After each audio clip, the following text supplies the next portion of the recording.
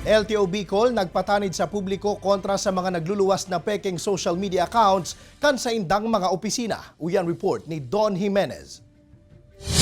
Nagpatanid ngunya ng LTO Bicol sa publiko dapit sa nagluluwas ngunya na peking social media account kan pira sa indang district offices siring na sana sa Tabaco City, Ligao City, Legazpi City, Irusin asin Sorsogon. Ini enot subuot na hiling kan sa indang personahe dalan nga ning tulos na makipag-koordinar sa PNP Cybercrime para masusug ang admin kaini. Ang mga siring na peking accounts nagpo-post subuot nin mga malisyoso asin sa lang impormasyon dapit sa LTO na pwedeng magkausan ning kariribungan sa publiko. Pwede man subot ining gamiton sa online scamming asin mabiktimaan mga aplikante nin lisensya.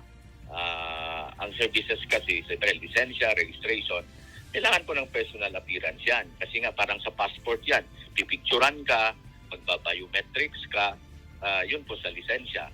Pagdating naman po sa registration, i-check yung sasakyan mo. Kasi yung iba, nag-o-offer ng facilitation na non-appearance which is illegal and which is wrong. Pasalamat man ni Ranches, tamayo pa man subuot nakakaabot sa indang report dapit sa mga nabiktima kan mga nagmamalo-malong LTO personnel. Mientras tanto sigun sa direktor, pig-extender na ang expiration kan mga dokumento, aro kan registration, driver's conductor's license asin student's driver's permit, katakod ka nagpapadagos na humakan COVID-19. Huli ka ini, da isubuot ka ipuhan na magruso sa indang mga opisina. Yun po yung lumabas na aming memo from our Assistant Secretary, si ASEC Edgar Galvante, na January, February, March, ang expiration ng mga lisensya, meron na pong extension yan ng 2 months.